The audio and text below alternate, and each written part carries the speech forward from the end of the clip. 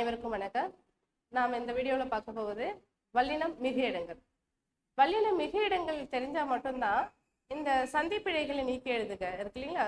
அப்ப அந்த சந்திப்பிழைகள் வராம இருக்கிறதுக்கு எப்படி நம்ம எங்க ஒற்று போடணும், எங்க ஒற்று போடக்கூடாது அப்படின்றது நம்ம தெளிவா தெரியணும்னு பாத்தீங்கன்னா இந்த வல்லினம் மிகு இடங்களும் மிகா இடங்களும் தெரிந்தால் மட்டும்தான் அந்த டாபிக்கை நம்ம கரெக்டா பார்க்க முடியும். இதுல பாருங்க, இப்ப இந்த வல்லினம் மிகு இடங்கள்ல எதெல்லாம் வல்லினம் மிகும், எதெல்லாம் வல்லினம் மிகாது. இப்ப வல்லினம் சொல்லும் போது எதெல்லாம் வல்லினம்? க ச ட த ப ர. இந்த கசர தப்பற என்ற 6 எழுத்துல க ச த ப இந்த 4 எழுத்துல மட்டும்தான் வல்லினம் மிக்கு புணர்ந்தாலும் குறைஞ்சு புணர்ந்தாலும் எது வரும்? இல்ல இது பெண் பெருசா எழுதுறா, இது சைஸ் சின்ன பண்ணணுமே. நான் இது முதல்ல செக் பண்ணவே இல்லை. நான்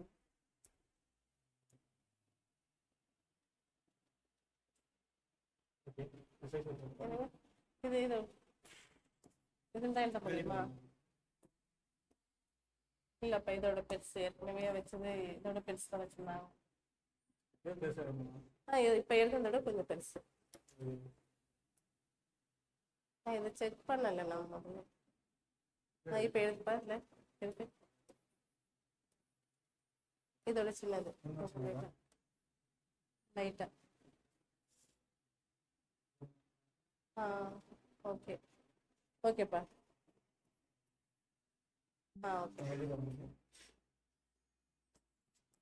கரெக்ட், இந்த சைஸ் தான்.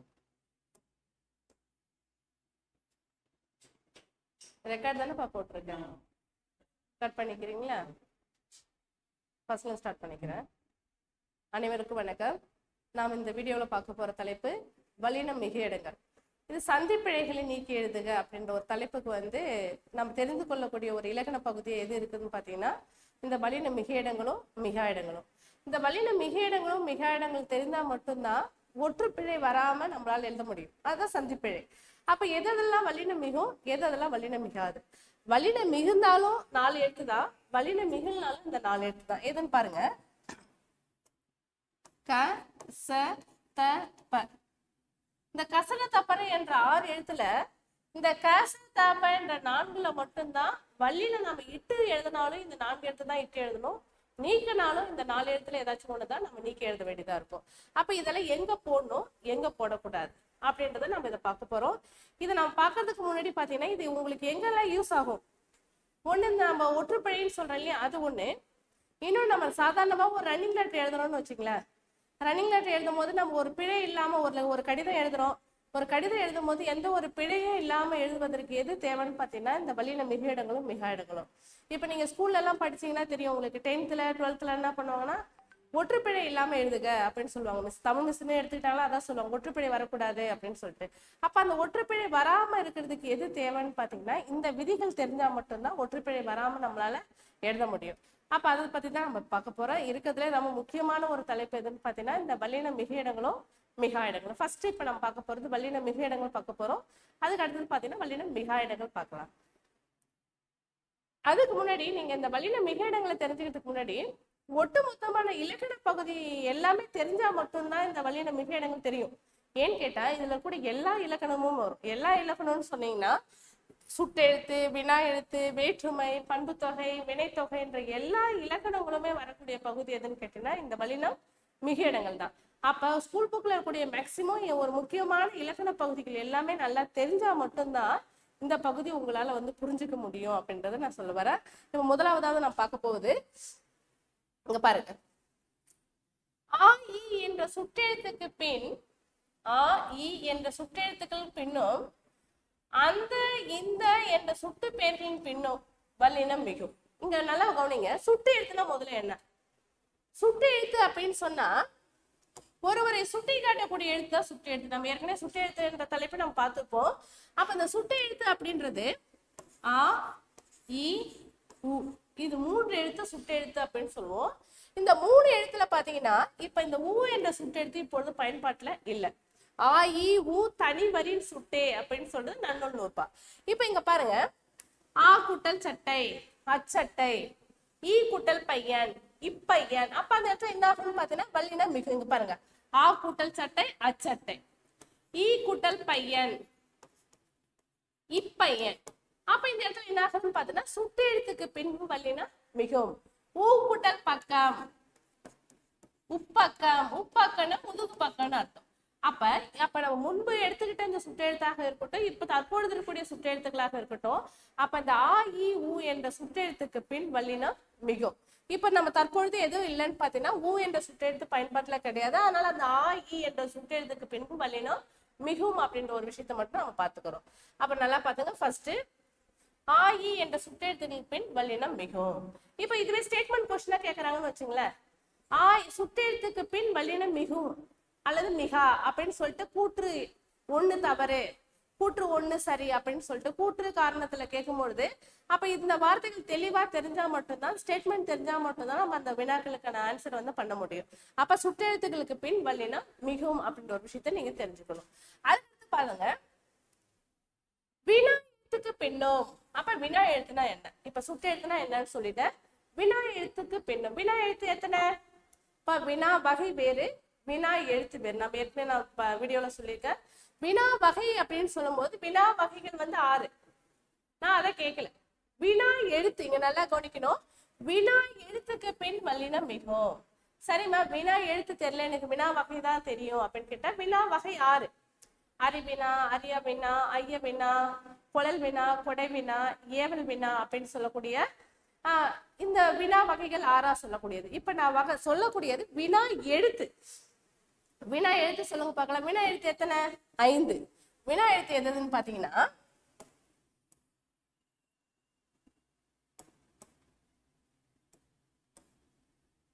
இங்க பாருங்க, ஏ யா ஆ ஓ ஏ. இந்த 5 எழுத்து வினா எழுத்து. இந்த வினா எழுத்துக்கு பின் வல்லினம் மிகும்னு சொன்னாங்க. எல்லா வினா எழுத்துக்கு பிறகும் கிடையாது. இந்த ஏ என்ற வினா எழுத்துக்கு பின் வல்லினம் மிகும். ஏ என்ற வினா எழுத்துக்கு பின் வல்லினம் மிகும். அப்ப வினா எழுத்துக்கள் எத்தனைன்னு கேட்டா 5. வினா எழுத்து எது பாருங்க, ஏ யா ஆ ஓ ஏ. இது 5 வினா எழுத்தா வருது. அந்த 5ல பாருங்க, இந்த ஏ என்ற வினா எழுத்துல மட்டும் வல்லினம் என்ன சொல்றோம்னு பாத்தீங்கன்னா மிகவும் சொல்றோம். அப்ப இங்க பாருங்க, ஏ கூட்டல் திசை எத்திசை.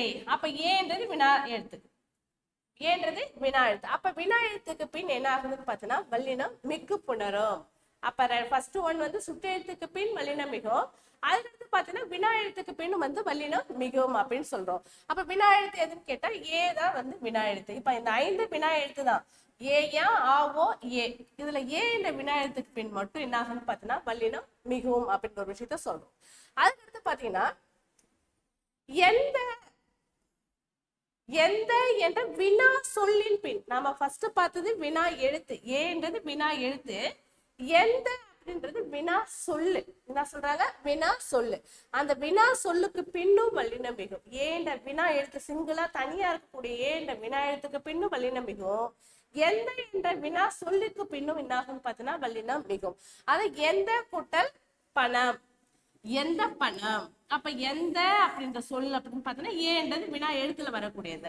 அப்ப எந்த என்ற வினா சொல்லிற்கு பின்னும் வல்லினம் மிகும். ஏ என்ற வினா எழுத்துக்கு பின்னும் வல்லினம் மிகும். அதுக்கடுத்து பாத்தீங்கன்னா ஃபர்ஸ்ட் சுற்றெழுத்துக்கு பின் வல்லினம் மிகும், வினா எழுத்துக்கு பின் வல்லினம் மிகும், வினா சொல்லுக்கு பின் கூட பாத்தீங்கன்னா வல்லினம் மிகும் அப்படின்றத இதுல நம்ம பாக்குறது. ஃபர்ஸ்ட் பார்த்த தலைப்புகள் அதான் பார்த்திருக்கேன். அதுக்கடுத்து பார்க்கலாம். அதுக்கடுத்து பாருங்க, கதவை திற. கதவை திற காட்சியை பார். கதவை திறந்து காட்சியை பார் கூட எப்படி வேணா நீங்க எடுத்துங்க. இப்ப காட்சியை பார், நீங்க இதை எடுத்துங்களேன், காட்சியை பார், இந்த மட்டும் நம்ம எடுத்துக்கலாம். காட்சியை இங்க நல்லா கவனிக்குங்க. ஐ என்ற இரண்டாம் வேற்றுமை உருவு, ஐ என்ற இரண்டாம் வேற்றுமை உருவு. வேற்றுமை உறுப்புகள் மொத்தம் எத்தனை? வேற்றுமை மொத்தம் 8. இதுல எந்தெந்த வேற்றுமைக்கு உருவு இருக்குன்னு பார்த்தோன்னா 6 வேற்றுமைக்கு மட்டும்தான் உருவு இருக்கு. முதல் வேற்றுமைக்கு 8ஆம் வேற்றுமைக்கும் உருவு கிடையாது. அப்ப முதல் வேற்றுமையை நம்ம எழுவாய் வேற்றுமைன்னு சொல்றோம், 8ஆம் வேற்றுமையை நம்ம விழி வேற்றுமைன்னு சொல்றோம். அப்ப இந்த இடத்துல பாருங்க, இப்ப இந்த இரண்டாம் வேற்றுமையை சொல்றோம் இல்லையா, இப்ப ஐ ஆல் கு இன்னது கண், ஐ ஆல் கு இன் அது கண், இது வேற்றுமை உருவு கண். அப்ப அந்த ஐ என்பது இரண்டாம் வேற்றுமை, ஆள் மூன்றாம் வேற்றுமை, பூ நான்காம் வேற்றுமை, இன் ஐந்தாம் வேற்றுமை, அது ஆறாம் வேற்றுமை, கண் ஏழாம் வேற்றுமை. அப்ப இந்த 7 வேற்றுமை இந்த இடத்துல 6 வேற்றுமை உறுப்புகள் எழுதியிருக்க. இப்ப இதுல ஐ என்பது எத்தனாம் வேற்றுமை உறுப்புன்னு பாத்தீங்கன்னா இரண்டாம் வேற்றுமை உறுப்பு.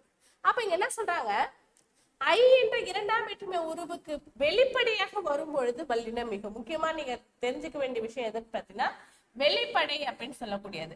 ஐ என்ற இரண்டாம் வேற்றுமை உருவு வெளிப்படையாக வந்துச்சுன்னு சொன்னா அது அந்த இடத்துல வல்லினம் மிகும். எங்க வெளிப்படையா இருக்கு மேம்? காட்சியை. வேற்றுமை என்ன? பெயர் சொல்லின் பொருளை வேறுபடுத்தி காட்டுவதற்கு பெயர் தான் வேற்றுமை. இப்ப காட்சி பார் அப்படின்னு சொன்னா நமக்கு அதுக்கான அர்த்தம் புரியுது. காட்சியை பார். அப்ப அந்த இடத்துல ஒரு பெயர் சொல்ல வந்து வேறுபடுத்தி காட்டுவது எதுன்னு கேட்டீங்கன்னா வேற்றுமை உருவுதான். அப்ப அந்த இடத்துல இரண்டாம் வேற்றுமை உருவு வெளிப்படையாக வந்துருந்துச்சுன்னா அந்த இடத்துல வல்லினா மிக்கு புணரும்.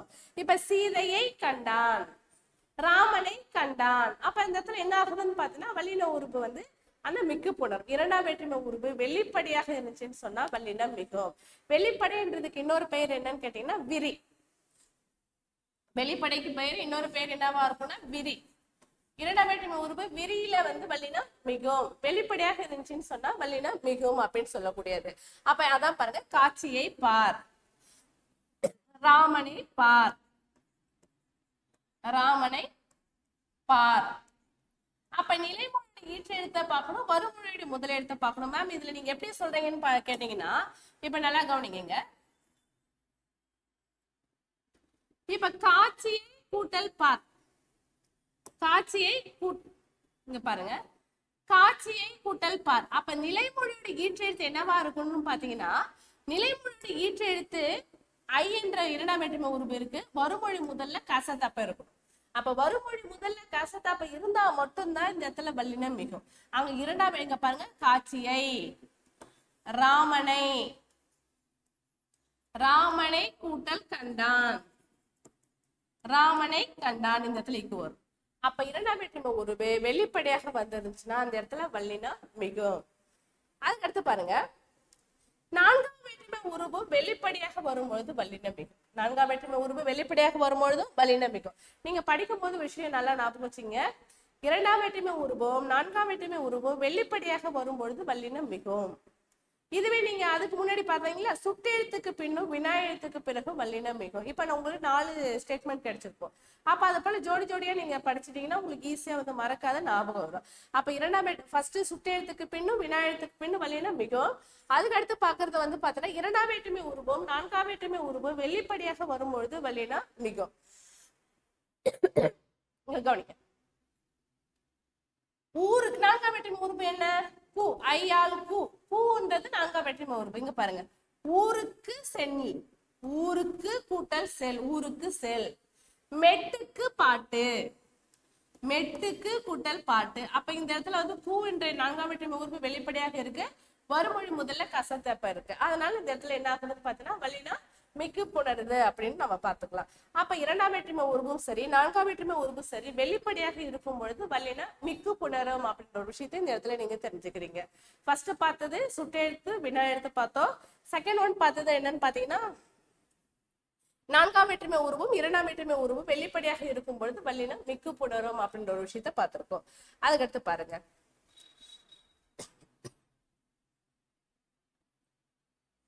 அதற்கு, இதற்கு, எதற்கு என்ற சொற்களுக்கு பின் வல்லினம் மிகும். அதற்கு, இதற்கு, எதற்கு என்ற சொற்களுக்கு பின் வல்லினம் மிகும். நீங்க இந்த இடத்துல ஒரு விஷயத்தை நீங்க நல்லா எடுத்துக்கிட்டு தெரிஞ்சுக்கணும். இப்ப இது எல்லாத்துலயுமே பூ இருக்கே மேம், இதுவும் வந்து நான்காம் வேற்றுமை உருவு அப்படி கணக்கு பண்ணணுமா அப்படின்னு கேட்டா அப்படி எல்லாம் கிடையாது. இந்த சொல் அப்படின்றது தனியா எடுத்துக்கணும். நீங்க அதற்கு, இதற்கு, எதற்கு அப்படின்ற இந்த சொற்களுக்கு பின் வல்லினம் மிகும். இங்க பாருங்க, அதற்கு கூட்டல் சொன்னேன், அதற்கு கூட்டல் சென்றேன், எதற்கு கூட்டல் கேட்கிறாய், இதற்கு கூட்டல் சொன்னேன். அப்ப அந்த இடத்துல பாருங்க, இந்த எதற்கு, இதற்கு, அதற்கு அப்படின்ற சொற்களுக்கு பின் கசத்தப்ப வந்தா வல்லினம் மிக்கு புணரும். இந்த சொற்களுக்கு பின்னாடி அப்ப இங்க பாருங்க, இந்த சொல்லோடைய நிலைமொழி ஈற்று எழுத்தையும் பார்க்கணும், வருமொழி முதல் எழுத்தையும் பார்க்கணும். நிலைமொழி ஈற்று எழுத்துனா இந்த இடத்துல எதற்கு அப்படின்ற சொல் பொதுவா இருக்கு. இந்த இடத்துல பாத்தீங்கன்னா கசத்தப்ப இருக்கு. அதனால இந்த இடத்துல என்ன பண்றோம், நம்ம வல்லினா மிக்கு புணருது அப்படின்ற ஒரு விஷயத்த நம்ம பாக்குறோம். அதுக்கடுத்து பாருங்க, இப்ப நம்ம பார்த்திருக்கிறது அதற்கு, இதற்கு, எதற்கு என்ற சொற்களுக்கு பின் வல்லின மிகவும் அப்படின்ற ஒரு விஷயத்த வந்து நம்ம பார்த்திருக்கோம். அதுக்கு அடுத்து பாருங்க, மிக, இது மிகு இல்ல, மிக. மிக என்னும் சொல்லின் பின் வல்லினம் மிகு. இப்ப நீங்க மிக என்ற சொல்ல எப்படி எடுத்துக்கலாம், நீங்க உரிச்சொல் தொடரா கூட எடுத்துக்கலாம். ஏன்னா சால, உரு, தவ, நனி, கூர், கழி அப்படிலாம் வருது இல்லைங்களா. அப்ப அந்த இடத்துல இந்த மிகன்றது வந்து பாத்தீங்கன்னா நமக்கு வந்து உரிச்சொல் தொடர்ல வரக்கூடியது. மிக பெரியவன், மிக அந்த ஒரு சொல்ல மட்டும் எடுத்துங்க. மிக சிறியவன். அப்ப இந்த இடத்துல வந்து இந்த மிக என்ற சொல் வந்து வருமொழி முதல்ல கசத்தப்ப இருந்துச்சுன்னு சொன்னா வல்லின மிக்கு புணரும் அப்படின்ற ஒரு விஷயத்த மட்டும் இந்த இடத்துல தெரிஞ்சுங்க. அததான் இங்க சொல்ல வராங்க. இங்க கவனிங்க. மிக பெரியவன், மிக கூட்டல் பெரியவன், மிக சிறியவன், மிக கூட்டல் சிறியவன். அப்ப அந்த இடத்துல என்ன ஆகுதுன்னு பாத்தீங்கன்னா வல்லின மிக்கு புணருது அப்படின்னு சொல்றாங்க. இதுக்கு அடுத்து பாருங்க, முக்கியமானது இந்த 8, 10 இந்த எண்ணு பெயர்களுக்கு பின் வல்லின மிகு. நம்ம எண்ணு பெயர்கள் எத்தனை இருக்கு, நிறைய இருக்கு. இப்போ 1ல இருந்து லட்சம் வரைக்கும் கூட எடுத்துங்களேன். நீங்க இந்த இடத்துல இந்த 8, 10 என்ற எண்ணு பெயரை தவிர்த்து பிற எண்ணு பெயர்கள் வல்லின மிகாது. இந்த 8, 10ல மட்டும்தான் வல்லின மிகும். ஏன் 8, 10ல மட்டும் வல்லின மிகுன்னு பாருங்க. இப்ப 8 கூட்டல் தொகை 8 தொகை, 10 கூட்டல் பாட்டு 10 பாட்டு. இதுவே நீங்க வந்து 9 கூட்டல் பாட்டு அப்படின்னு சொன்னா வராது. அப்ப எந்த எண்ணு பெயர்களுமே என்ன ஆகாதுன்னு பாத்தீங்கன்னா வல்லின மிகு புணராது. 8, 10 தவிர்த்து பிற எண்ணு பெயர்களை வல்லினா மிகவே மிகாது. இதுல மட்டும்தான் மிக்கு புணரும். அப்ப வல்லின வந்து 8, 10 என்ற எண்ணு பெயர் வல்லின மிகுமான்னு கேட்டா வல்லினா மிகும். வேற எந்த எண்ணு பெயர்களும் வல்லின என்ன பண்ணாது, மிகாது. அதை மட்டும் நல்லா ஞாபகம் வச்சுங்க. ரொம்ப எளிமையான ஒரு விஷயம். இதுவே நீங்க வல்லின மிகா இடங்கள்ல போய் பாருங்களேன். 8, 10 தவிர்த்து பிற எண்ணு பெயர்கள் வல்லின மிகா அப்படின்ற ஒரு வரி தான் அதுல நான் பார்க்க போறோம். அப்படி இதுக்கு ஆப்போசிட் 8, 10கள் மட்டும்தான் வல்லின மிகு, வேற எதுலயுமே என்ன பண்ணாது, வல்லின மிகாது அப்படின்றது தெரிஞ்சுங்க. அதுக்கடுத்து பாருங்க, முக்கியமானது ஓர் எழுத்து ஒரு மொழிக்கு பின் வல்லினம் மிகும். ஓர் எழுத்து ஒரு மொழிக்கு பின் வல்லினம் மிகும். இங்க பாருங்க, தீ கூட்டல் பிடித்தது, தீ கூட்டல் பிடித்தது. இப்ப தீன்றது ஒரு எழுத்து ஒரு மொழி, பூ என்றது ஒரு எழுத்து ஒரு மொழி. தை, தை கூட்டல் திங்கள், தைன்றது ஒரு எழுத்து ஒரு மொழி. அப்ப இந்த இடத்துல பாத்தீங்கன்னா நீங்க அந்த வல்லின இந்த தை திங்கள்ன்றது இருபெயரோட்ட பண்பு தொகையில கூட வரும். நம்ம அதுல பார்க்கும் போது கூட நம்ம பார்க்கலாம். ஆக முதல்ல இந்த ஓர் எழுத்து ஒரு மொழிக்கு பின் வருமொழி முதல்ல கசத்தப்ப இருந்துச்சுன்னு சொன்னா வல்லின மிக்கு புணரும். இங்க நல்லா கவனிங்க. தீ கூட்டல் பிடித்தது, தீ பிடித்தது. பூ கூட்டல் பந்தல், பூ பந்தல் அப்படின்னு சொல்லக்கூடியது. அப்ப ஓரெழுத்து ஒரு மொழி, ஓரெழுத்து ஒரு மொழிகள் மொத்தம் எத்தனை, ஓரெழுத்து ஒரு மொழிகள் மொத்தம் 42. இந்த 42 சொன்னது யாரு, நன்னூலுடைய ஆசிரியர் பவடந்தி முனிவர் தான் சொல்லியிருக்காரு. என்னன்னு சொல்லியிருக்காருன்னா ஓரெழுத்து ஒரு மொழி வந்து 42 அப்படின்னு சொன்னது வந்து நன்னூலார் தான் சொல்லியிருக்காரு. இதுவே ஓரெழுத்து ஒரு மொழி வந்து 7 தான் சொன்னது யாருன்னு கேட்டா தொல்காப்பியர் சொல்லியிருக்காரு. அந்த நெட்டெழுத்துக்கள் 7 தான் வந்து ஓரெழுத்து ஒரு மொழி அப்படின்னு சொன்னது தொல்காப்பியர் சொல்லியிருக்காரு. ஓரெழுத்து ஒரு மொழி 42 அப்படின்னு சொன்னது யாருன்னு கேட்டா நன்னூலார் சொல்லியிருக்காரு. நன்னூலுடைய ஆசிரியர்னு கேட்டா பவனந்தி முனிவர் வந்து சொல்லியிருக்காரு. அப்ப அந்த ஓரெழுத்து ஒரு மொழிக்கு பின் வந்து என்ன ஆகுதுன்னு பாத்தீங்கன்னா வல்லின மிக்கு புணரும் அப்படின்ற ஒரு விஷயத்த பார்ப்போம். அதுக்கடுத்து பாருங்க, கூவா குயில், ஓடா குதிரை. இது ரெண்டுத்துக்கு என்ன இலக்கண குறிப்பு,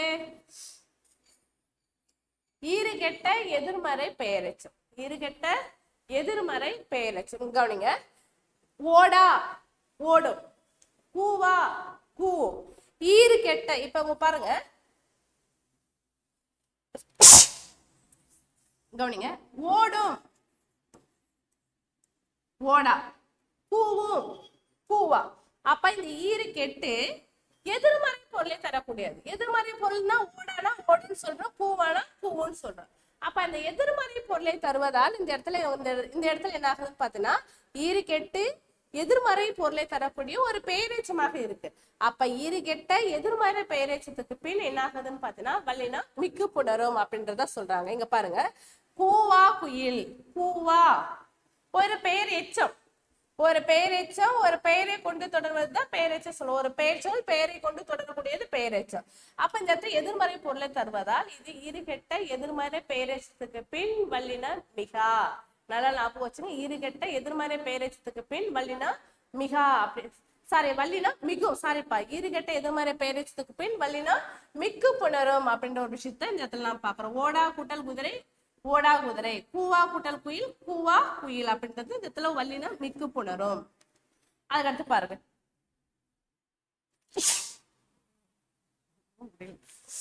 கவனிங்க, அதுக்கடுத்து பாருங்க, ஆறாம் வேற்றுமை தொகை. ஆறாம் வேற்றுமை தொகை, இங்க ஆறாம் வேற்றுமை தொகைன்னு சொல்ல புலித்தோல். புலித்தோல் என்ன? புலி. ஆறாம் வேற்றுமை உருவு என்ன? முதல்ல ஐயாளுக்கு இன்னது கண் அப்படின்னு சொல்றாங்க. அப்ப அதுன்றது ஆறாம் வேற்றுமை உருவு. அதுன்றது அது, ஆது, ஆ, இது மூணுமே உங்களுக்கு என்னன்னு பாத்தீங்கன்னா ஆறாம் வேற்றுமை உருவாக வரக்கூடியது. இந்த இடத்துல பாருங்க, புலித்தோல். புலினது தோல். புலித்தோல் அப்படின்னு சொன்னா புலினது தோல். அப்ப அந்த உருவு எங்க மறைஞ்சிருக்குன்னு, மறைஞ்சிருக்கு. வேற்றுமை உருவு இந்த இடத்துல என்ன பண்ணிருக்குன்னா புலினது தோல். அது என்ற வேற்றுமை உருவு என்ன பண்ணிருக்கு இந்த இடத்துல மறைஞ்சிருக்கு. அப்ப ஆறாம் வேற்றுமை தொகையில் வல்லினம் மிகும். என்ன சொல்றாங்க? ஆறாம் வேற்றுமை தொகையில் வல்லினம் மிகும். இங்க பாருங்க, இதுவே நம்ம ஏற்கனவே நம்ம இரண்டாம் வேற்றுமை உருவும் நான்காம் வேற்றுமை உருவும் வெளிப்படையாக வரும்பொழுது வல்லினம் மிகும்னு சொன்னோம். இந்த இடத்துல என்ன சொல்லியிருக்கான்னு பாத்தீங்கன்னா ஆறாம் வேற்றுமை தொகை. தொகைன்னா என்ன அர்த்தம்? தொகைனா மறைஞ்சிருக்குன்னு அர்த்தம். வெளிப்படையாக கிடையாது, மறைஞ்சிருக்குன்னு அர்த்தம். அப்ப ஆறாம் வேற்றுமை தொகை உருவு மறைஞ்சிருக்கும் போது வல்லினம் அந்த இடத்துல மிக்கு புணரும். அதாங்க சொல்லியிருக்காங்க, புலி குட்டல் தோல், புலினது தோல், புலி குட்டல் தோல், புலினது தோல் அப்படின்னு சொல்லிட்டு வரக்கூடியது. ஆறாம் வேற்றுமை தொகையில் வல்லினம் மிக்கு புணரும். அதுக்கடுத்து பாருங்க, அதுக்கப்புறம் திசை பெயர். திசை பெயர்ல என்ன? இப்ப கிழக்கு, மேற்கு, வடக்கு, தெற்கு எல்லாம் இருக்கு, இதுதான் உங்களுக்கு திசை பெயர். அப்ப திசை பெயருக்கு பின் கசத்தப்ப வந்துருந்துச்சுன்னா அந்த இடத்துல வல்லினம் மிக்கு புணரும். இங்க பாருங்களேன், கிழக்கு குட்டல் பகுதி. இப்ப கிழக்குன்றது திசை பெயர், வருமொழி முதல்ல கசத்தப்ப இருக்கு, அதனால இந்த இடத்துல வல்லினம் மிக்கு புணருது. வடக்குன்றது திசை பெயர், இந்த இடத்துல வருமொழி முதல்ல கசத்தப்ப இருக்கு, அதனால இந்த இடத்துல மிக்கு புணர்ந்திருக்கு. அப்ப திசை பெயர்களுக்கு பின் என்ன ஆகுதுன்னு பாத்தீங்கன்னா வல்லினம் மிக்கு புணரும் அப்படின்றத இந்த இடத்துல சொல்லியிருக்காங்க. இங்க நல்லா பாருங்க, இது வரைக்கும் நடத்த பாருங்க ஒரு நிமிஷம். ஃபர்ஸ்ட் சொன்னது சுட்டெழுத்துக்கு பின்னும் வினா எழுத்துக்கு பிறகு வல்லினம் மிகுன்னு சொன்னேன். அதுக்கடுத்து இரண்டாம் வேற்றுமை உருவும் நான்காம் வேற்றுமை உருவும் வெளிப்படையாக இருக்கும் பொழுது வல்லினம் மிக்கு புணரும். அதற்கு, இதற்கு, எதற்கு என்ற சொற்களுக்கு பின் வல்லினம் மிக்கு புணரும். மிக என்ற சொல்லுக்கு பின் வல்லினம் மிகும். 8, 10 என்ற எண்ணு பெயருக்கு பின் வல்லினம் மிகும். ஓரெழுத்து ஒரு மொழிக்கு பின் வல்லினம் மிகும். ஈறுகெட்ட எதிர்மறை பெயரெச்சத்துக்கு பின் வல்லினம் மிகும். அதுக்கடுத்து ஆறாம் வேற்றுமை தொகையில் வல்லினம் மிகும். அதுக்கடுத்து பார்த்தது லாஸ்டா திசை பெயர்களுக்கு பின் வல்லினம் மிகும். திசை பெயர்கள் சொல்லும் போது கிழக்கு, மேற்கு, வடக்கு, தெற்கு அப்படின்றத திசை பெயர். அப்ப அந்த திசை பெயர்களுக்கு பின் என்ன ஆகுதுன்னு பாத்தீங்கன்னா வல்லினம் மிக்கு புணரும் அப்படின்ற விஷயத்த இந்த இடத்துல சொல்றாங்க. இங்க கவனிங்க, அதுக்கு அடுத்தது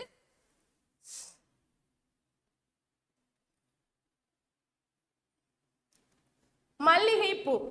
என்ன சொல்லிருக்காங்க? மல்லிகை பூ. இங்க கவனிங்களா, இப்ப இங்க பாருங்க, இந்த பூன்றது பொது பெயரா? பூ என்றது பொது பெயர். என்ன பூவை சொல்றாங்க? மல்லிகை பூவை சொல்றாங்க. என்ன பூ சொல்றாங்க? மல்லிகை பூவை. ஏற்கனவே நான் சொன்ன பாத்தீங்களா, இங்க தை திங்கள், தை கூட்டல் திங்கள்.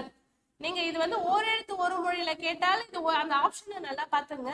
இப்ப இது ஆப்ஷன்ல தை திங்கள் கொடுத்துட்டு இலக்கண குறிப்பு என்னன்னு கேக்குறாங்கன்னு வச்சுங்களேன், இது இருபெயரட்டும் பண்பு தொகைன்றது கரெக்டான ஆப்ஷன்.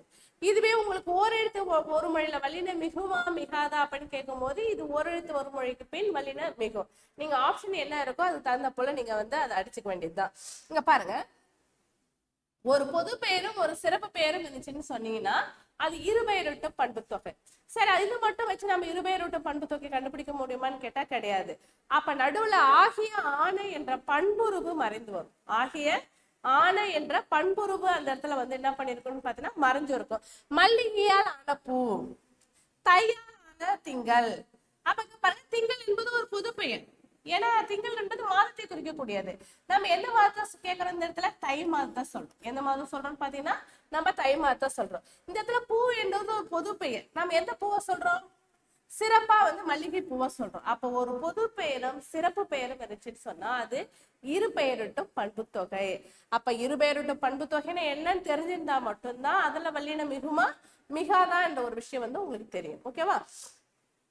நீங்க நல்லா கவனிங்க. அதுக்கடுத்து பாருங்க,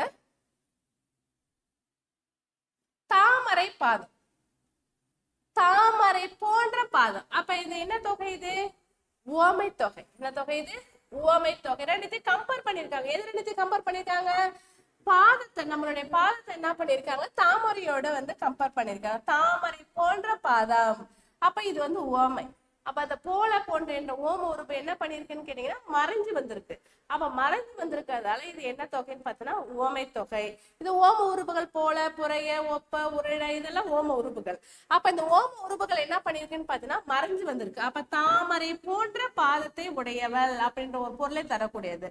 அப்ப இந்த ஓமை தொகைக்கு பின்னாடி என்ன ஆகுதுன்னு பாத்தீங்கன்னா வல்லினம் மிக்கு புணரும். அப்ப ஃபர்ஸ்ட் உங்களுக்கு ஓமை தொகைனா என்னன்னு தெரிஞ்சிருக்கணும். அதன் பிறகுதான் உங்களுக்கு இதுல வந்து வல்லினம் மிகுமா மிகாதான்ற ஒரு விஷயமும் உங்களுக்கு அதுல தெரியும். கவனிங்க, தாமரை போன்ற பாத்துல ஓமை தொகைக்கு எல்லா ஓமை தொகையிலும் வராதுப்பா. ஏன்னு கேட்டா இப்ப கயல் விழின்னு இருக்குன்னு வச்சுங்களேன், கயல் விழி, கயல் போன்ற விழி. அப்ப இந்த இடத்துல வறுமை முதல்ல அந்த கசத்தாப்ப இருந்தா மட்டும்தான் நமக்கு அந்த வல்லினம் மிகும். இது சப்போஸ் வந்து நமக்கு இந்த இடத்துல கசத்தாப்பல இல்ல வேற வந்து இருக்குன்னு பாத்தீங்கன்னா அந்த உயிர்மை எழுத்துக்கள் இருக்குன்னு சொன்னா இதுக்கும் அதுக்கும் சம்மந்தமே கிடையாது. வறுமொழி முதல்ல கசத்தாப்ப இருந்தா மட்டும்தான் நமக்கு வந்து இந்த அர்த்தங்கள் வரும். அதை மட்டும் அப்பதான் வல்லினமே மிகுமா மிகாதான்றதை நம்மளால சொல்ல முடியும். அப்ப அதுதான் இங்க தாமரை போன்ற எல்லா ஓமை தொகையிலும் கிடையாது. ஒரு சில ஓமை தொகையில என்ன ஆகும்னு பாத்தீங்கன்னா வல்லினா மிகு புணரும் அப்படின்ற ஒரு விஷயத்த நீங்க தெரிஞ்சுக்கணும். அதுக்கடுத்து பாருங்க, உரிச்சொல் தொடர். உரிச்சொல் தொடர் என்ன சொன்னேன்? உரிச்சொல் தொடர் செயலுக்கே உரிய சொல் தான் வந்து பாத்தீங்கன்னா உரிச்சொல் தொடர். நீங்க உரிச்சொல் தொடர் ஏற்கனவே நம்ம இலக்கண வகை சொற்கள் பார்த்துப்போம் பாருங்க. பெயர்ச்சொல், வினைச்சொல், இடைச்சொல், உரிச்சொல். இந்த உரிச்சொல் வந்து பாத்தீங்கன்னா பெயர் சொல் கூடியும் வினை சொல் கூடியும் வந்து சார்ந்துதான் வருமோ சார், தனியா வந்து உங்களுக்கு வராது. அப்ப அந்த உரிச்சொல் என்ன பாருங்க, சால, உரு, தவ, நனி, கூர், கழி, மிகலே இது எல்லாத்துக்குமே மிகுதி அப்படின்ற ஒரு பொருளை தான் தரக்கூடியது. இங்க கவனிங்க, சால பேசினான் மிகுதியா பேசினான்னு அர்த்தம். தவ சிறியது, தவம் தவனால மிக பெரியதுன்னு அர்த்தம். மிக எல்லாமே இதுக்கான மிகுதின்னு அர்த்தம். அப்ப இங்க பாருங்க, அப்ப சாலன்றது மிகுதியா பேசுறான் அப்படின்னு சொல்றோம். அப்ப இந்த இடத்துல பேசினான்றது வருமொழி முதல்ல கசத்தப்ப வந்திருக்கு. அதனால இந்த இடத்துல என்ன ஆகுதுன்னு பாத்தீங்கன்னா வல்லினம் வந்து மிகு புணருது அப்படின்னு சொல்றோம். அப்ப உரிச்சொல் தொடருக்கு பின் வல்லினம் மிகு. தடக்கை பெரிய கைன்னு அர்த்தம். தடக்கை அப்படின்னு சொன்னா பெரிய கை அப்படின்னு அர்த்தம். அப்ப அந்த உரிச்சொல்லுக்கு பின்னாடி என்ன ஆகுதுன்னு பாத்தீங்கன்னா வல்லினம் மிகு புணரும் அப்படின்ற ஒரு விஷயத்த நீங்க நல்லா தெரிஞ்சுக்கணும். அதுக்கடுத்து பாருங்க, உருவகம். உருவகம்னா என்ன? உவமை வேறல்ல, உவமையும் வேறல்ல, இரண்டும் ஒன்றாக கருதக்கூடியதுக்கு பேர் தான் உருவகம் அப்படின்னு சொல்லக்கூடியது. இப்ப ஒண்ணு இல்லப்பா, இங்க கவனிங்களேன். இப்ப நம்ம ஏற்கனவே இங்க கயல் விழி சொன்னோம் இல்லையா, கயல் விழி. இந்த கயல்ன்றது ஒரு சிறப்பான ஒரு சொல். ஒரு சிறப்பான சொல் முன்னையும் சிறப்பிக்கப்பட்ட சொல் பின்னாடியும் இருந்துச்சுன்னு சொன்னா இது வந்து உவமை. இதுவே சிறப்பிக்கப்பட்ட சொல் வந்து முன்னையும் சிறப்பான சொல் பின்னையும் அப்படின்னு சொன்னா அது உருவகம். விழி கயல். இங்க பாருங்க, கயல் விழின்னு சொன்னா இது உவமை. இதுவே விழி கயல் அப்படின்னு சொன்னா இது உருவகம். உருவகம் அப்படின்றது ஒரு விஷயத்த நாமளே வந்து நம்ம பாக்குறதுக்கு ரெண்டுமே நமக்கு ஒன்னா இருக்கிற போல தோணும். அதனாலதான் அதுக்கு பேர் நம்ம வந்து உருவகம் அப்படின்னு சொல்றோம். வாழ்க்கை படகு. இங்க நல்லா கவனிக்கீங்களா, வாழ்க்கை படகு சொல்லல, என்னோட வாழ்க்கையே படகு போல இருக்கு. உலக பந்து, உலகமே பந்தா சுழலுது. அப்ப அந்த உலகத்தை வந்து பந்து கூட என்ன பண்ணிருக்காங்க, உருவகப்படுத்திருக்காங்க. அப்ப சில உருவக தொடருக்கு பின்னாடி என்ன ஆகுதுன்னு பாத்தீங்கன்னா வல்லினம் மிக்கு புணரும். சில உருவக தொடருக்கு பின்னாடி வல்லினம் மிக்கு புணரும். அதுதான் இங்க சொல்றாங்க பாருங்க, வாழ்க்கை படகு உலக பந்து. அப்ப அந்த உலகத்தை வந்து பந்தாவும் வாழ்க்கைய வந்து படகு போல வந்து சுழலுது. என்னோட வாழ்க்கைய படகு போல சுழந்துட்டு இருக்கு அப்படின்னு சொல்றோம். அப்ப அந்த இடத்துல வந்து இந்த உருவகத்தை வந்து உருவக தொடர்ல வல்லினம் மிக்கு புணரும். அதாங்க சொல்றாங்க. சில எல்லா உருவக தொடர்லயும் கிடையாது, ஒரு சில உருவக தொடர்ல மட்டும்தான் என்ன ஆகுதுன்னு பாத்தீங்கன்னா வல்லினம் மிகு புணரும் அப்படின்ற விஷயத்த சொல்றாங்க. அதை இங்க பாத்தீங்க, உருவகத்துக்கு பின் வல்லினம் மிகும். இதுக்கு முன்னாடி என்ன சொன்னு பாத்தீங்கன்னா உரிச்சொல்லுக்கு பின்னாடி வல்லினம் மிகும். ஓமை தொகைக்கு பின் வல்லின மிகும். அப்ப ஓமை தொகையில வந்து சிறப்பான சொல் முன்னையும் சிறப்பிக்கப்பட்ட சொல் பின்னாடியும் இருந்துச்சுன்னா அது ஓமை. இதுவே சிறப்பிக்கப்பட்ட சொல் முன்னையும் சிறப்பான சொல் பின்னாடி இருந்துச்சுன்னு சொன்னா அது உருவகம். ஓமைக்கும் உருவகத்துக்கு உள்ள வித்தியாசம் அவ்வளவுதான். இங்க இருபெயரொட்டு பண்பு தொகை பாருங்க. இருபெயரொட்டு பண்பு தொகை சொன்ன ஒரு பொது பெயரும் ஒரு சிறப்பு பெயரும் இருந்துச்சுன்னு சொன்னா அது இருபெயரொட்டு பண்பு தொகை. ஒரு பொது பெயரும் ஒரு சிறப்பு பெயரும் இருக்கணும்னு சொன்னேன். இங்க கவனிங்களேன், நான் ஏற்கனவே சொன்னேன் பனை மரம். மரம் என்றது பொது பெயர், பனை என்றது சிறப்பு பெயர். ஒரு பொது பெயரும் ஒரு சிறப்பு பெயர் இருந்துச்சுன்னா அது இருபெயரொட்டு பண்பு தொகை. இந்த இடத்துல காசத்தாப்பை இல்ல இருந்துருச்சுன்னா இந்த இடத்துல வல்லினம் மிகு. இந்த இடத்துல காசத்தாப்பை இருக்கு, அதனால என்ன ஆகுதுன்னு பார்த்தா வல்லினம் அங்க மிகு புணர்ந்து. அவ்வளவுதான். எல்லா இருபெயரொட்டு பண்பு தொகையில வல்லினம் மிகுமான்னு கேட்டாலும் இல்ல. அதே போல எல்லா ஓமையிலும் சரி எல்லா உருவகத்திலுமே வல்லினம் மிகுமான்னு கேட்டா கிடையாது.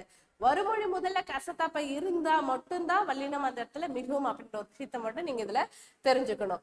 அப்ப இங்க பாருங்க, திசை பெயர்களுக்கு பின் வல்லினம் மிகும் அப்படின்னு சொல்லியிருக்கேன். இது வரைக்கும் பார்த்ததை பாருங்க. ஃபர்ஸ்ட் என்ன சொல்லியிருக்கேன் பாருங்க, சுட்டு பெயர்களுக்கு பின்னு வினா எழுத்துக்கு பின்னு வல்லினம் மிகும்.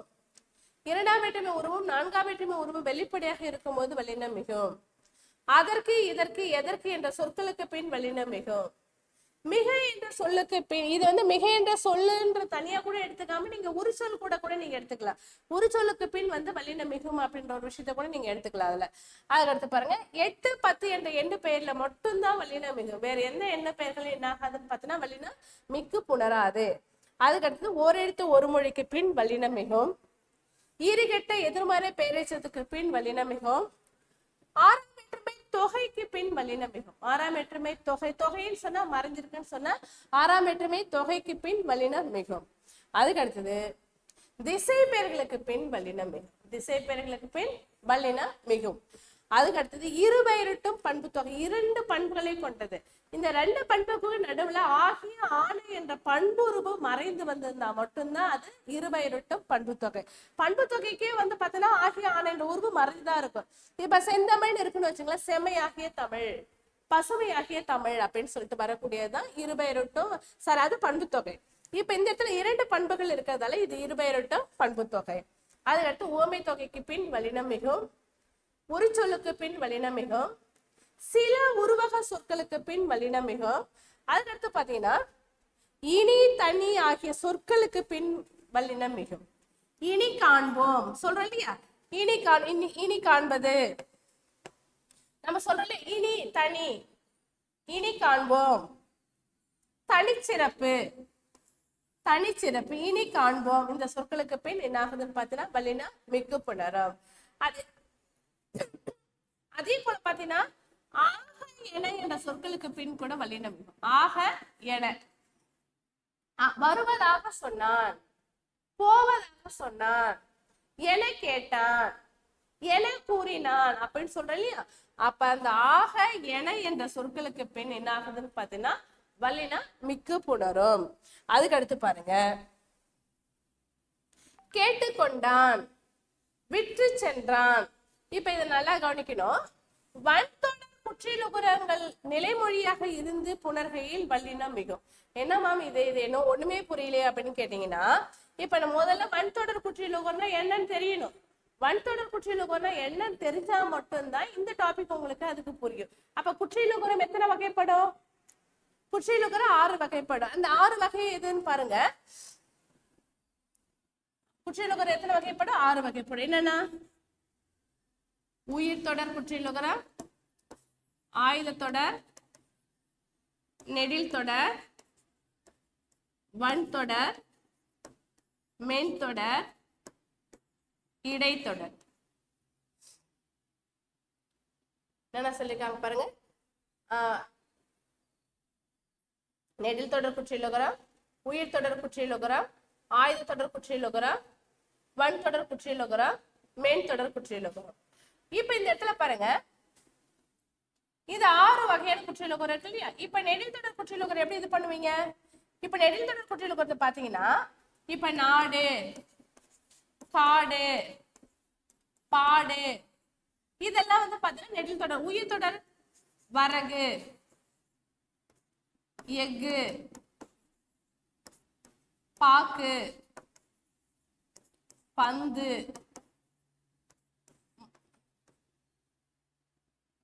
மார்பு. இப்ப இது உங்களுக்கு பாத்தீங்கன்னா இது வந்து இடைத்தொடர் குற்றியலுகரம். இப்ப இங்க பாருங்க, இப்ப நெடில் தொடர் குற்றியலுகரத்துல லாஸ்ட் இதுல கூட எல்லா எழுத்தும் பாருங்களேன், லாஸ்ட் எழுத்து குற்றியலுகர எழுத்தா இருக்கும். லாஸ்ட் எழுத்து குற்றியலுகர எழுத்தா இருக்கணும். லாஸ்ட்டுக்கு முன்னாடி இருக்கக்கூடிய எழுத்து பாருங்க, இப்ப நாடுன்னு இருக்கு இல்லைங்களா, நாடுன்றது நெடில் தொடர் குற்றியலுகரம். நெடில் தொடர் குற்றியலுகரத்தை பொறுத்த வரைக்குமே 2 எழுத்தா மட்டும்தான் வரும். இது 3 எழுத்து 4 எழுத்தாவது நெடில் தொடர் குற்றியலுகரம் வரவே வராது. அப்ப இது வந்து லாஸ்ட் எழுத்து வந்து குற்றியலுகர எழுத்தா இருக்கணும். குற்றியலுகர எழுத்துனா இது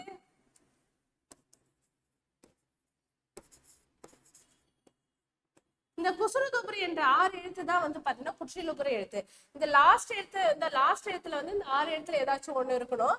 அதுக்கு முன்னாடி எழுத்து என்ன இருக்குன்னு பாருங்க. நாடுன்னா நெடில் தொடர் குற்றியலுகரம். இப்ப வரகுன்னு இருக்கு இல்லைங்களா, வரகு பாருங்க லாஸ்ட் எழுத்து குற்றியலுகர எழுத்து இருக்கு, அதுக்கு முன்னாடி இருக்கக்கூடிய எழுத்து பாருங்க ரா, இரு குட்டலா ரா. அப்ப உயிர் எழுத்து இருக்கு இல்லையா, இரு குட்டலா ரா. அப்ப இதுக்கு லாஸ்ட் எழுத்துக்கு முன்னாடி எழுத்து என்ன இருக்கு, உயிர் எழுத்து தான் இருக்கு, அதனால அது உயிர் தொடர் குற்றியலுகரம். இப்ப லாஸ்ட் எழுத்து குற்றியலுகர எழுத்தா இருக்கு, அதுக்கு முன்னாடி இருக்கக்கூடிய எழுத்து ஆயுத எழுத்தா இருக்கு, இது ஆயுத தொடர் குற்றியலுகரம். இப்ப லாஸ்ட் எழுத்து குற்றியலுகர எழுத்தா இருக்கு, அதுக்கு முன்னாடி எழுத்து வல்லினம், கசர தப்பர வல்லினம், மெல்லினம், இடையினம்.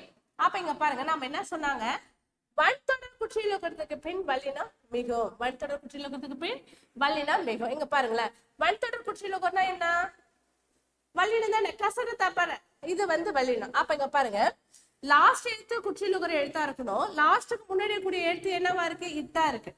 இங்க லாஸ்ட் எழுத்து குற்றியலுகர எழுத்தா இருக்கு, அதுக்கு முன்னாடி கூடிய எழுத்து என்னவா இருக்கு, இரா இருக்கு. அப்ப அந்த இருன்றது என்னது, கசர தப்பரையில வரக்கூடியது. இந்த 6 இடத்துல ஏதாச்சும் ஒண்ணு தானே, அப்ப அதுதான் வந்து பாத்தீங்கன்னா வன்தொடர் குற்றியலுகரம். நிலைமொழியோட ஈற்று எழுத்து வன்தொடர் குற்றியலுகரமாக இருந்து வருமொழி முதல்ல கசத்தப்ப இருந்துச்சுன்னு சொன்னா இந்த இடத்துல வல்லினம் மிக்கு புணரும். சொல்றது புரியுதுங்களா? அப்ப இது வரைக்கும் அப்ப வன்தொடர் குற்றியலுகரம்னா என்னன்னு தெரிஞ்சுங்க. நிலைமொழியோட ஈற்று எழுத்து குற்றியலுகர எழுத்தா இருந்து அதுக்கு முன்னாடி இருக்கக்கூடிய எழுத்து என்னவா இருக்கும்னு பாத்தீங்கன்னா வல்லின எழுத்தா இருந்து வருமொழி முதல்ல வந்து கசத்தப்ப இருந்துச்சுன்னு சொன்னா வல்லினம் மிக்கு புணரும் அப்படின்னு சொல்றாங்க. இது வரைக்கும் நம்ம பார்த்தது எல்லாமே என்னன்னு பாத்தீங்கன்னா வல்லினம் மிகக்கூடிய இடங்கள் எது அப்படின்றத பார்த்தோம். நல்லா ஒரு நிமிஷம் பாத்துங்க எல்லாரும்.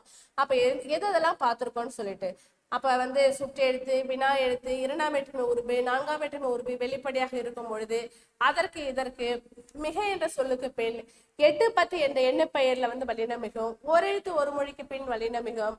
இருகெட்ட எதிர்மறை பெயரெச்சத்துக்கு பின் வல்லினம் மிகும். 6ஆம் வேற்றுமை தொகையில் வல்லினம் மிகும். திசை பெயர்களுக்கு பின் வல்லினம் மிகும். இருபெயரிட்டும் பண்பு தொகைக்கு பின் வல்லினம் மிகும். ஓமை தொகையில் வல்லினம் மிகும். உரிச்சொல்லுக்கு பின் வல்லினம் மிகும். சில உருவகங்களுக்கு பின் வல்லினம் மிகும். இனி தனி என்ற சொற்களுக்கு பின் வல்லினம் மிகும். அப்பதான் சொன்ன ஆக என என்ற சொற்களுக்கு பின்னும் வல்லினம் மிகும். இறுதியா வந்து பாத்தீங்கன்னா வன்தொடர் குற்றியலுகரத்துக்கு பின் வல்லினம் மிகும் அப்படின்னு சொல்லியிருக்கேன். சரி மேம், இது எல்லாம் ஓகே, இது எல்லாமே எனக்கு எதுவுமே எனக்கு தெரியல அப்படின்னு சொன்னா கூட நீங்க ஈஸியா ஒரே ஒரு விதியை மட்டும் நீங்க ஞாபகம் வச்சுக்கலாம். இயல்பினும் விதியிலும் நின்ற உயிர் முன் கசத்தப்ப மிகும். இயல்பினும் விதியிலும் நின்ற உயிர் முன் கசத்தப்ப மிகும். இயல்பாகவோ அல்லது விதியின் காரணமாக நின்ற நிலைமொழி ஈற்றெழுத்து என்ன ஆகுன்னு பார்த்தீங்கன்னா வல்லினம் மிக்கு புணரும். இயல்பினும் விதியிலும் நின்ற உயிர் முன் கசத்தப்ப மிகும் அப்படின்ற ஒரு விஷயத்த நீங்க நல்லாவே பாத்துக்கலாம். அது தெரிஞ்சாலே உங்களுக்கு எல்லா விஷயமும் உங்களுக்கு வந்து அதுல தெரியக்கூடியதா இருக்கும்.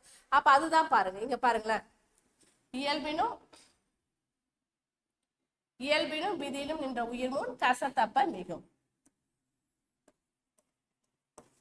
இயல்பினும் விதியினும் நின்ற உயிர் முன் கசத்தப்ப மிகும். இயல்பினும் விதியினும் நின்ற உயிர் முன் கசத்தப்ப மிகும். இயல்பாகவோ அல்லது விதியின் காரணமாக நின்ற உயிரெழுத்துக்கு முன் வல்லினம் மிகும். என்னமே இது எனக்கு ஒண்ணுமே புரியலையா அப்படின்னு சொன்னா கூட இங்க கவனிங்களா,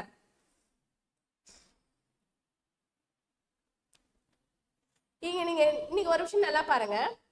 இதுல கூட எல்லா நிலைமொழி ஈற்றெழுத்து என்னவா இருக்குன்னு பாத்தீங்கன்னா உயிரெழுத்தாதான் இருக்கும். காட்சி சி இருக்கு பாருங்க, இச்சு கூட்டல் இ சி. மெட்டு இக்கு கூட்டல் ஊ கு. எல்லா இடத்தையுமே வரக்கூடிய எழுத்துக்கள் எதாவா இருக்கும்னு பாத்தீங்கன்னா உயிரெழுத்தா தான் இருக்கும். அப்ப உயிரெழுத்தா இருக்கும் பொழுது நிலைமொழி ஈற்றெழுத்து உயிரெழுத்தாக இருந்து மறுமொழி முதல் எழுத்து கசத்தாப்பாக இருந்துச்சுன்னு சொன்னா வல்லினம் மிக்கு புணரும். இந்த ஒரு விதி தெரிஞ்சா கூட இந்த விஷயத்த வந்து நீங்க தெளிவா என்ன பண்ணலாம், உங்களால வந்து தப்பு இல்லாம எழுத முடியும். இத்தனை விதிகள் உங்களுக்கு தெரியலனாலும் கூட இயல்பினும் விதியிலும் என்ற உயிர் முன் கசத்தாப்ப மிகும் அப்படின்ற ஒரு விதி தெரிஞ்சாலே உங்களால ஃபுல்லாவே வந்து இந்த டாபிக் வந்து உங்களால தப்பு இல்லாம எழுத முடியும். நீங்க இதை வச்சு நீங்க ட்ரை பண்ணி பாருங்க, நிச்சயமா உங்களுக்கு சந்திப்பிழை வந்து வராது.